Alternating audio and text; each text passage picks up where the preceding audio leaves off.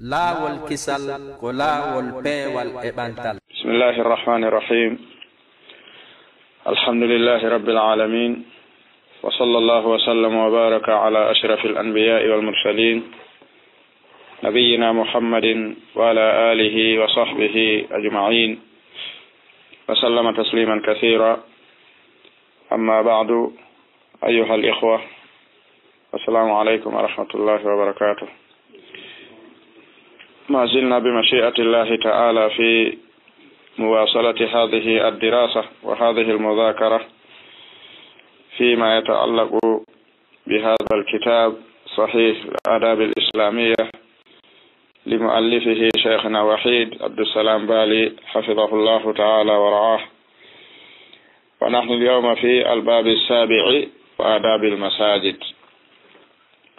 aɗa yetti allahu tabaraka wa taala en juulene laaɗon sallllahu alayhi wa alihi wa sallam. aray en seerali ɓaawo ɗum nde mi salmino salminango islam. en seerali hiɗen jokkito dartidugol nde ɗo deftere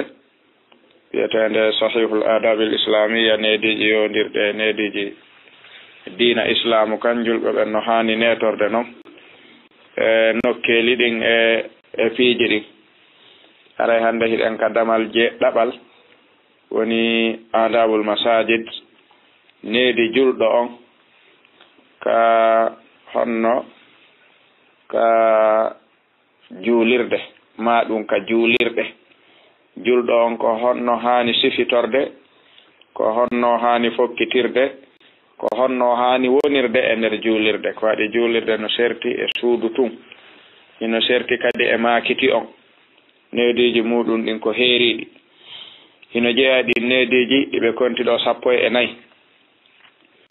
ɓe maki awalan addu'a'u inda dhihabi ila al masjid, toragol torare tabitunde nden nde neɗɗon hani torade joomi muɗum si fokkiti ka juulirde. thaniyan al mashyu ila al masjid bi sakinatin wa waqar, yarugol doyi faade ka juulirde wondude deƴere e mokoba yaagal. hara yiiɗoma hiɗa yawo no andi ka wonɗa yawde ton ko nokku deeƴuɗo tedduɗo. salisan woni adamu tashbiki l asabi'i, angal soccidirgol kolli ɗin sino yahude ka juulirde ma ɗum ka nder juulirde. tentini noon atto julde nden kañum, amma ɓaawo julde nden ɗon hino lurra. amma siɗa yawde ka juulirde ma a naati a juuli hiɗa sabbi julde nden, ɗon neɗɗo hana soccidirde kolli ɗin naadindira ɗi waɗani. رابعا وني عدم دخول المسجد برائحة الثوم والبصل، neɗɗon hana natude ka juulirde wondude e bargol basalle tume ɗen e basalle jane ɗen. basalle tume ɗen ndiɗo leydi ɓe inna ɗum laaji on. koyeɗon basalle hoye jogui koyeɗo ngolɗo bargol e basalle jane wonaɗe ñamede ɗen si tawi ɗe ɓendina kasi ɗe ñama, neɗɗo hanaɗe ñamude kecce yaha ka juulirde ko waɗi ɗe mari bargol lorraygol. khamisan woni addu'a'u inda dukhulil masjid, toragol kadi joomi meɗen tuma hewti ka damal juulirde no natude. sadisan taqdimu rijlil yumna, ardingol koyngal ñamal ngal inda dukhuli ka natugol ka juulirde. wal yusra, o ardina koyngal nanal ngal ka yaltugol ka juulirde kañum. sabi'an woni salatu rak'atay tahiyatil masjid, juulugol darɗe ɗiɗi salminirɗe hiwrorɗe juulirde nden woni qabla al julusi, atto neɗɗo on jooɗade. saminan woni attabkir ila salati wa saffil awwal,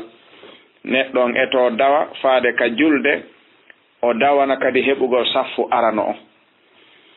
tasi an woni taqdimu al huffadi wal fuqaha'i ila saffil awwali khalfa al imam,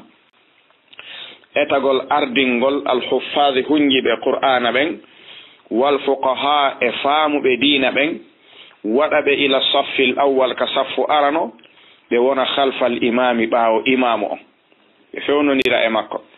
hiyo ɓe wawa ronditade ko yanata imamu on tawama o potto, mo wawata moƴƴinande hoore mum julde so woni ɓaawo ɗon. si imamu heeɓi ko pottinta ɗum, so pottike haray julde heddiɓɓen fo jiiɓoto. asiran woni tasfiyatu as-sufufi, moƴƴingol saffuji ɗin feppina ɗi haaɗi feppa. 11 sappo e go'a ɓunɗum e nediji juulirde nden woni adamul khuruji ko angal newnede yaltugol minal masjidi ka juulirde ba'dal adani ɓaawo nde noddinanu ndu noddina illa li udhrin sina hara ko ganto neɗɗon heeɓi ko yaltintamo ko. Thani ashar sappo e ɗiɗa ɓunɗum woni adamul mururi bayna yadayil musalli tawgol newnaka taƴƴitugol yeeso neɗɗo juulowo on ɗum ɗon no haɗa. Thalitha ashar woni adamu nasdi dallati fil masjid angal newnede yeynitugol ko majji ka nder juulirde so goɗɗum majjirima ka juulirde a yeynitata landoɗa toon so goɗɗum majjiri goɗɗo yeynitata toon kadi wiya hino ɗo ko majji. Rabi ashar wal akhir woni adamul busaqi fil masjid angal newnede tuttugol ka nder juulirde tutta ka nder juulirde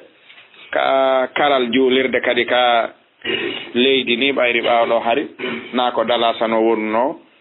koko tawata ko jaare tumma koccu tun e ko nande e mu'um wala kullin juulirde nden no teddi ha feƴƴi neɗɗo tuttu e nder mayre si neɗɗo on noon tawi ma tutta feere wo ala simo jogii lincun ko yo tuttu e makkun o mara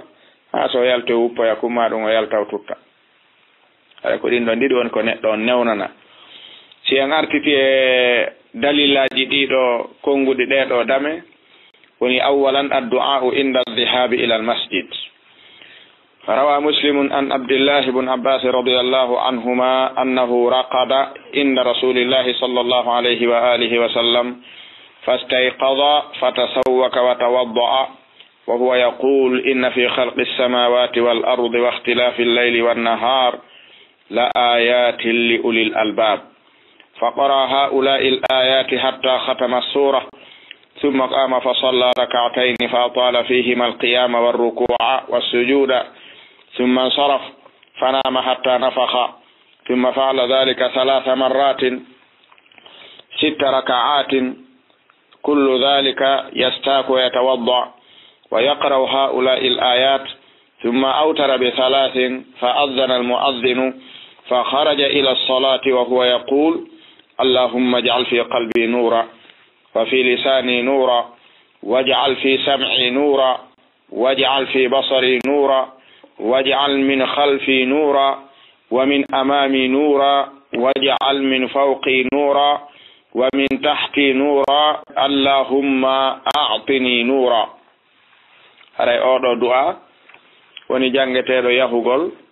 ka juulirde si neɗɗo no yawde ka juulirde. Imam Muslim ɓe filli keɓe ɗette Ibn Abbas radiyallahu anhuma annahu wondema raqada o waali inda rasulillahi kanelaɗo allahu on sallllahu alayhi wa alihi wa sallam fastayqada wo nelaɗon fini fatasawwaka ɓe gosi wa tawadda noon ɓe salligi wa huwa tay kamɓe yaqulu hiɓe maka inna tabiti fi halqi samawati woni e tagugol ɗi kammuli wal arde e ɗe leyɗele waqtilafi layli e luutinirgol jemma wanna haare e ñalorma woni e ɗiɗo la ayatin ayeje molanaɗe li ulil albabi wonande ɓe jomiraɓe haqqillaji fa qaraɓe jangi ha ulail ayati ɗeɗo ayeje hatta khatama surata ha ɓe sunni suratu ali imran summa qama on say ɓe immi ɓe dari fa salla ɓe juuli rakatayni darɗe ɗiɗi fa tala ɓe juutini fihima e majje alqiyama darde nden war ruku'a e turagol ngol wa sujuda e sujjugol ngol summa sarafa ɓaawo ɗum ɓe iwi ka julde ɓe salmini fanama ɓe yehi ɓe waali ɓe ɗaani hatta nafaka ha ɓe foofi foofango ɗaaniɗo e foofango mo ɗanaki no serti foofango ɗaanigo woni nafaka annaimu ida nafaka haray wonɗo takko makko on no wawi fellitude himo ɗaani foofango ɗaaniɗo e foofango mo ɗanaki wona gotum ko ɗum wiyete hatta nafaka ha ɓe foofi foofango ɗaaniɗo summa faala dhalika ɓe waɗi ɗum 3 marratin laabi tati e nder jemma goto 6 raka'atin darɗe 6 darɗe ɗiɗi fowɗe ɓe juuli ɓe ɗanoto hakkunde majje hikkayɗe ɗon ɗen ɗum ɗo woni wawugol wonki munkin findingol kituma faala finude ɗum ko ma neɗɗon waaloda e mum mara ɗum ka haqqille kullu dhalika ɗum ɗon fo yastaku hiɓe goso wa yatawaddaw hiɓe salligo wa yaqra'u ɓe janga kadi hakkunde bimana ɓaawo nde ɓe immi fo ɓe janga ha ula'il ayati ɗeɗo ayeje summa ɓaawo ɗum awtara ɓe timmini witiri on bi salatin ɓe waɗiri witiri on darɗe tati fa adana on say noddini almuaddinu noddinowo wonta e subaka on yoni fa kharaja ɓe yalti ila solati faade ka julde ɓe fokkiti ka juulirde wo huwa tay kamɓe ɓe maka yaqulu hiɓe maka allahumma ya an allah ij'al mi tori kema waɗu fi qalbi ka ɓernde an nuran annora wa fi lisani ka ɗengal an waɗuɗon nuran annora waj'al waɗu fi sam'i ka nande an nuran annora waj'al waɗu fi basari ka gite an nuran annora waj'al waɗu min khalfi ɓaawo an nuran annora wa min amami yeeso an waɗanan ɗon nuran annora waj'al waɗu min fawqi sengo dow an nuran annora wa min tahti sengo ley an nuran waɗanan ɗon annora allahumma ya an allah a'tini okkan nuran annora ko mi wurira e diina ɗeɗo tere toranaɗe annora fuu ko fiyoɗe haaɗo e ko joomi men wela kon hara ɗe natale ko joomi men añi kon ɗum woni an nuru on ɗo si ɓe maki ijal fi qalbi nuran woni allah tafakkara illa fima yurdika tami miijo sina ko welatama kon ɗengal angal watangal wowlu sina ko weltintama kon nande an ɗen wata ɗe heɗito sina ko welatama kon gite an ɗen wata ɗe ndaaru sina ko welatama kon ko ɗum ɗon woni ɗeɗo tere ko torana nuran on so ɓe gayni ɗum ɓe maki a'tini nuran okkan annora ko mi wurira e diina tentoro allahu subhanahu wa taala nde o arkisata en o annora mo nelaɗo on tori ɗo e allahu tabaraka wa taala saniyan woni no jeeya e nedi jiɗin almashiyu ila almasjidi bi sakinatin wa waqar yahugol ka juulirde yara deƴere e mokko bayagal fa fi sahihaini an abi hurairata radiyallahu anhu an an-nabiy sallallahu alayhi wa alihi wa sallam qala إذا أقيمت الصلاة فلا تأتوها تسعون وأتوها تمشون وعليكم السكينة فما أدركتم فصلوا وما فاتكم فأتموا أريك سلو دليل رتا أبي هريرة رضي الله عنه وأنما نلاد صلى الله عليه وآله وسلم قال بماكي إذا أقيمت الصلاة سجلد ندرنا نامة فلا تأتوها تم أرجلدن تسعون هدون وغو وأتوها أري أجلدن تمشون هدون ياردوي وعليكم نفوي السكينة ديجري فما أدركتم كلاكو هيوتي دون بجولالي فصلوا جولي دي أمبي وما فاتكم كوكو تاودون بجولي بأكي فاتمو تمني دون سيبه سالميني كونونون ندو haɗore nden ko indal iqama la qabla al iqama si tawi neɗɗo no yahude tun ka juulirde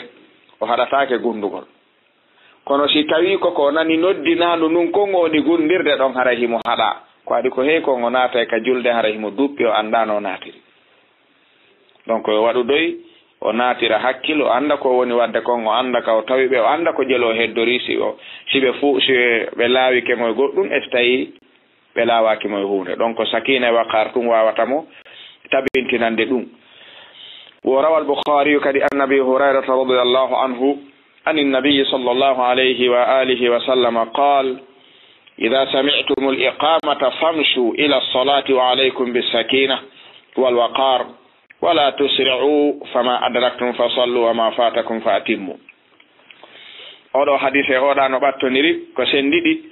لو بماكي إذا سمعتم الإقامة شأنني درنا نونو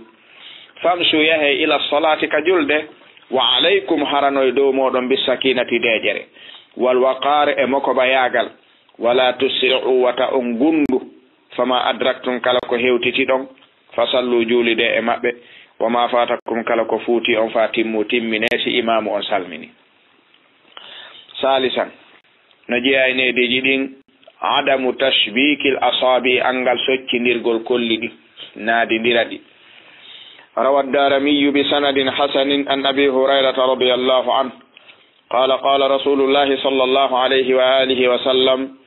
من توضأ ثم خرج يريد الصلاة فهو في صلاة حتى يرجع إلى بيته فلا تقولوا هكذا يعني يشبك بين أصابعه نالدو دمالكم الحلة كو أنيد سوكي نيرغول كل دي ونند يهو كجوليرد e juuluɗo salmini no habbi waɓutu on o naati o juuli tahiyatal masjidi ma o naafi ko naafata imo jooɗi himo habbi julde nden ɗon o newnanaka soccindirgol kolliɗi ɓe maki man tawadda kala on salligiiɗo summa refti haraja o yalti yuridu ko faandi as-salata ko julde nden fa huwa haray kanko fi salatin himo e ñaawore wonɗo e nder julde o windante baraji wonɗo e julde hatta ha yarji o hewtita ila baytihi ka suudu makko kaw yaltuno ɗon ɓe maki noon fala taqulu wata on waɗu hakaza ni ɗo waɓe no naye wi wata on wi'u wala fala taqulu wata on waɗu hakaza wano ni yani yusabbiku ɓe soccindira bayna asabihi kolli maɓɓe ɗin ɓe maki wata on waɗu ni si ɗon yahude ka juulirde oɗo hadis no jeeya ko tindinta yiɗede neɗɗo on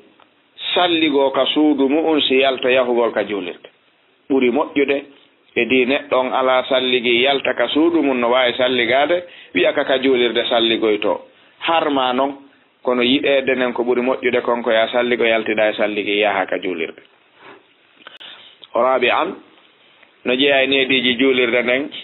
adamu dukhulil masjidi bi raihati sawmi wal basal tawgol hino aña ma hino harme juuɗe konngudi karamakoɓe goo e naatugol ka juulirde wondude e barngol ɗeɗo leɗɗe woni basalle tume e basalle ñane fa fi sahihayni an jabir bun abdillahi radiallahu anhuma anna rasulallahi sallallahu alayhi wa alihi wa sallam qal man akala sawman aw basalan falyatazilna aw liyatazil masjidana walyaqudu fi bayti ari ka sellude ɗiɗ no ɗetta jabir bun abdillah wonde man elaɗon sallallahu alayhi wa alihi wa sallam qala ɓe maki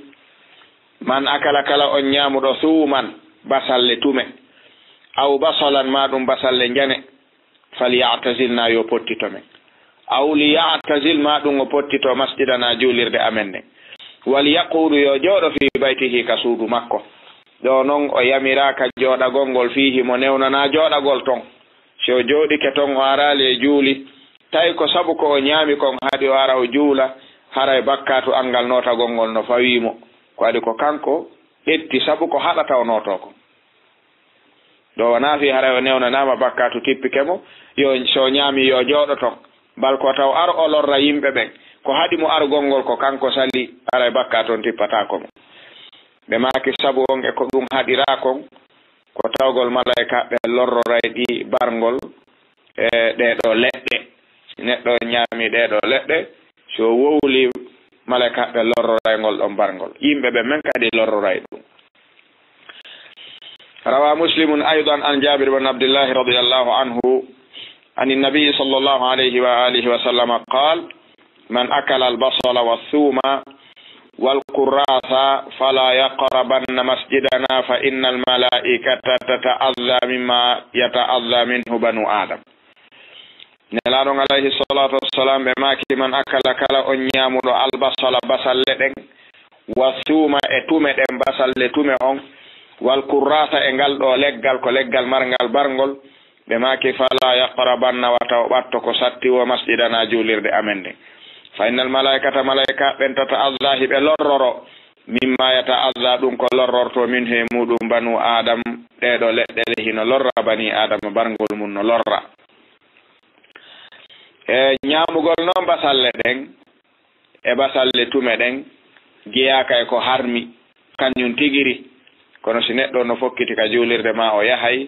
haray o hana ñamude o yahato kono naafiɗe harmi ñamude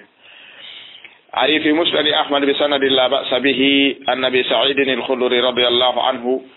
anna rasulallahi sallallahu alayhi wa alihi wa sallam naha 'anil kurras wal basar wa thum fa qulna aharamun huwa qal la walakinna rasulallahi sallallahu alayhi wa alihi wa sallam naha anhu imam ahmad be fillike ka musnadu mabbe tuugi norde nde ala ella dalli norgol abu sa'id al-khudri o wi nelaɗon sallallahu alayhi wa alihi wa sallam naha haɗi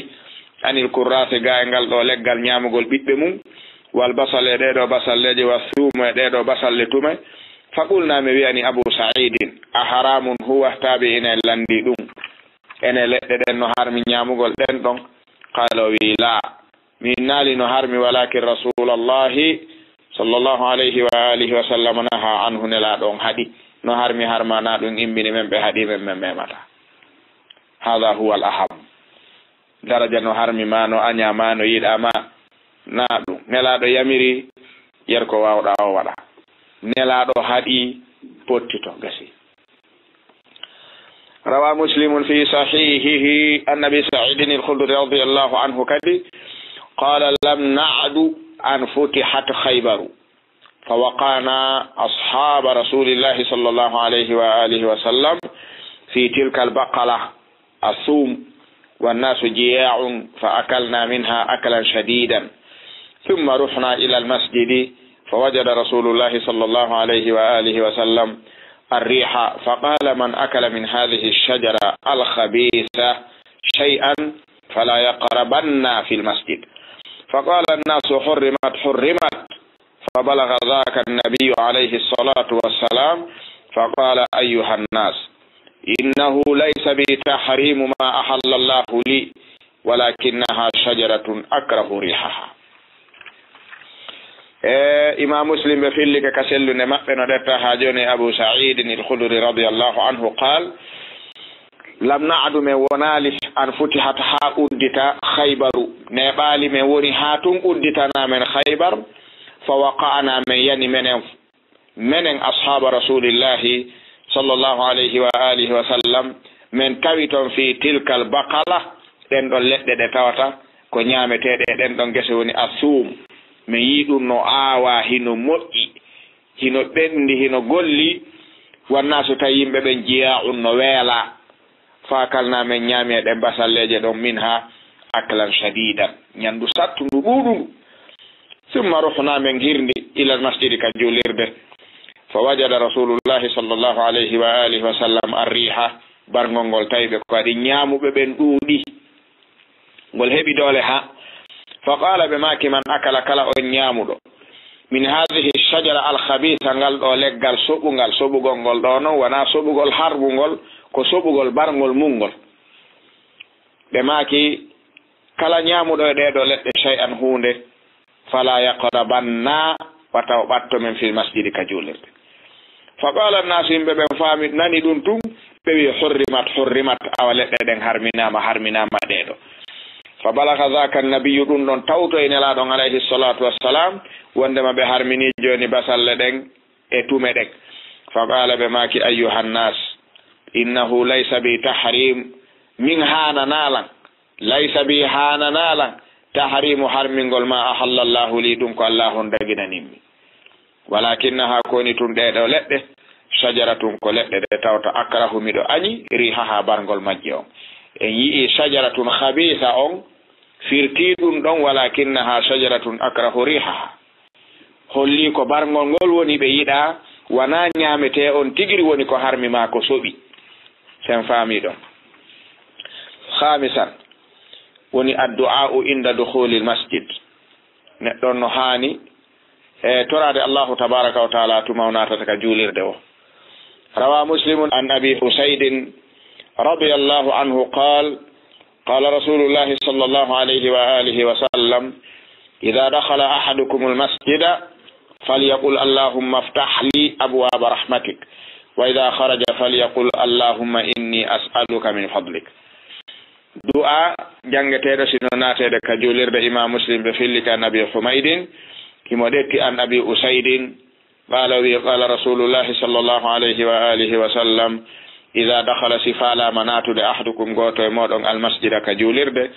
فليقول يويو اللهم يا أن الله افتح لي أدتنا أبواب رحمتك دم يرمين مادا نمي هبا دو مي يالتو دو يرمين مادا نسابكو دون دابته أدتنا نغال دما كدون أدمي وإذا خرج سمو يالتو فليقول يويو اللهم يا أن الله إني من أسألك من ترما من فضلك برال مادا نغال أركس جوني موني دابتويده jomi udditana mi heɓa arkise mi heɓa dépense on andi ka julirde ko rahma ɗaɓɓete ton si yaltama yaasi ko fadlullahi ɗaɓɓete ton wabtahu min fadlillahi ay rizqillahi udditanandamal arkise ko waɗi ko arkise mi ombi mi ari ɗaɓɓugol yurmede maɗa nen si mi heeɓi yurmede mi fokkiti arkise yan kadi mi heɓitoya arkise o. وفي رواية لأبي داود بسند حسن إذا دخل أحدكم المسجد فليسلم على النبي عليه الصلاة والسلام ثم ليقول اللهم افتح لي أبواب رحمتك فإذا خرج فليقول اللهم إني أسألك من فضلك. هذا هنا باتندري بماكي سيتاي غوتو من ناتو دكا جوليرده ماشي أناتي فليسلم يسلم على النبي صلى الله عليه وآله وسلم ونيجول إمامه اللهم صل وسلم على عبدك ورسولك محمد.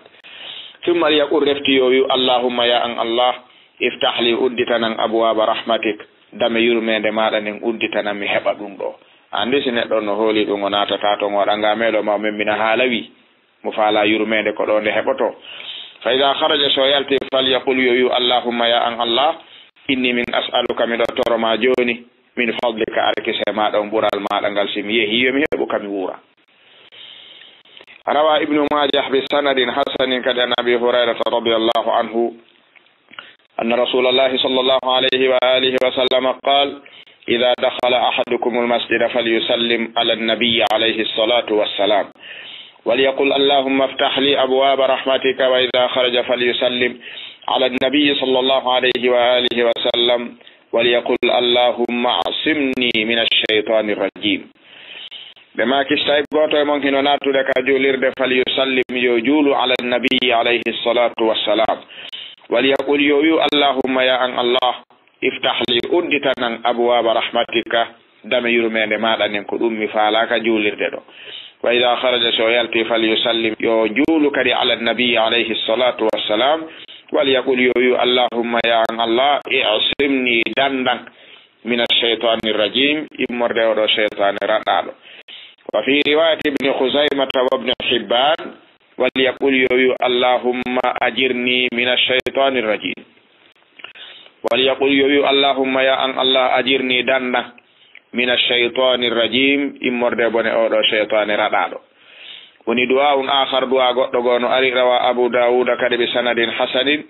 عن عبد الله بن عمرو بن العاص رضي الله عنهما عن النبي صلى الله عليه وآله وسلم أنه كان إذا دخل المسجد قال أعوذ بالله العظيم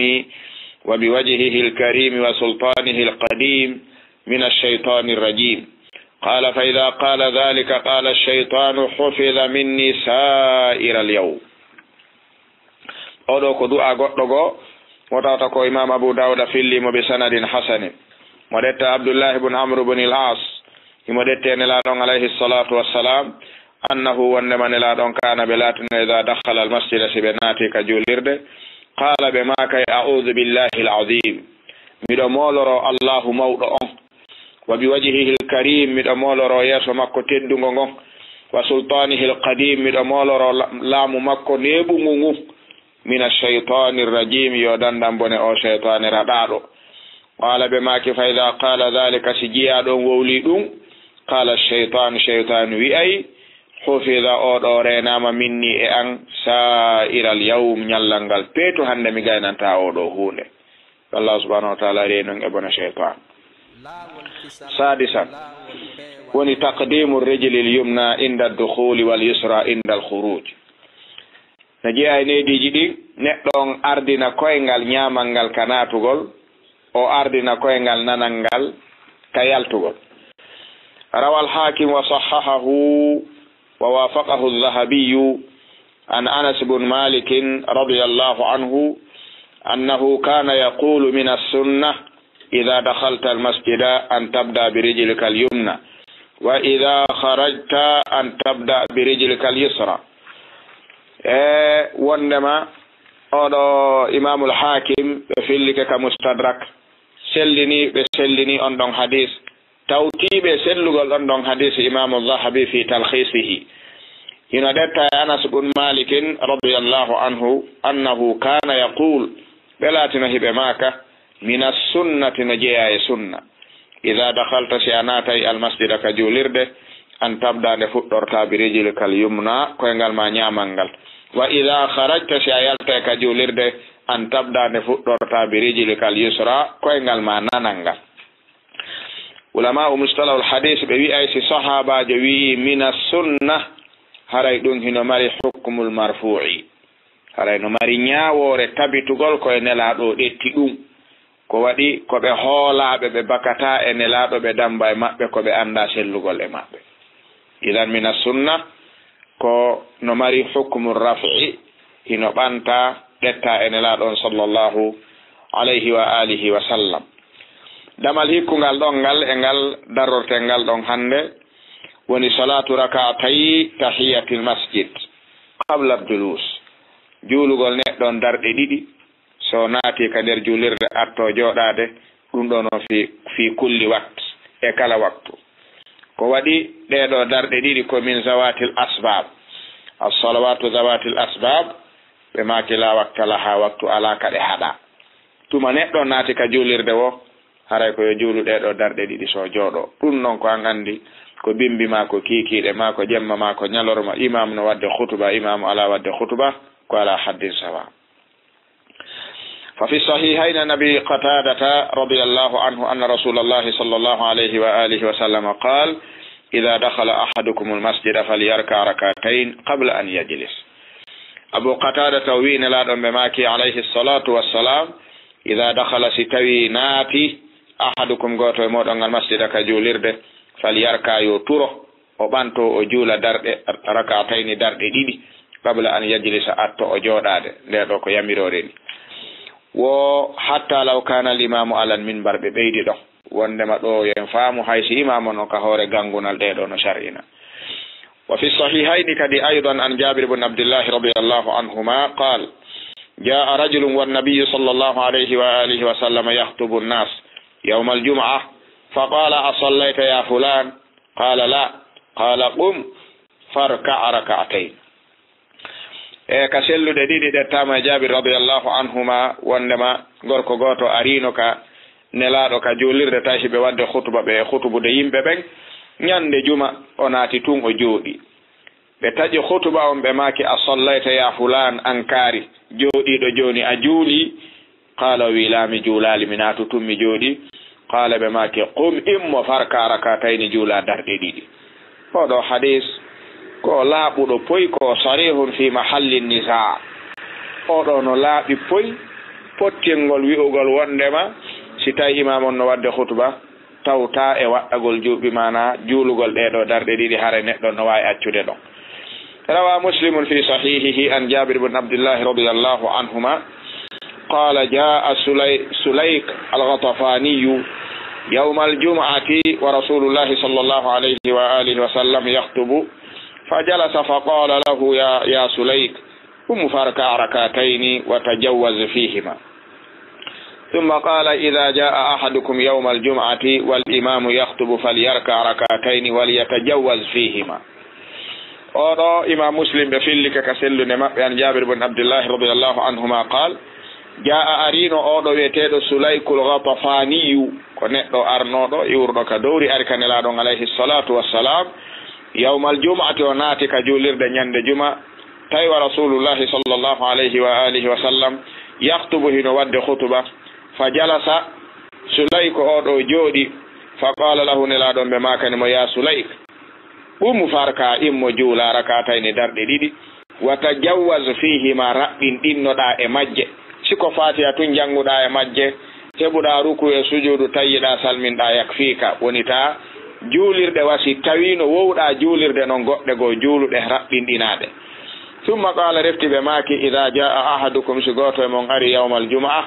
ñande juma harawal imamu yaktubu imam on no wadde hutuba falyarka yo juulu rakatayni darɗe ɗiɗi walyatajawwaz fihima yo raɓɓin ɗin e majje taw juutinɗe wano wowi juutinirde darɗe ɗiɗi ɗe o juulata ɗen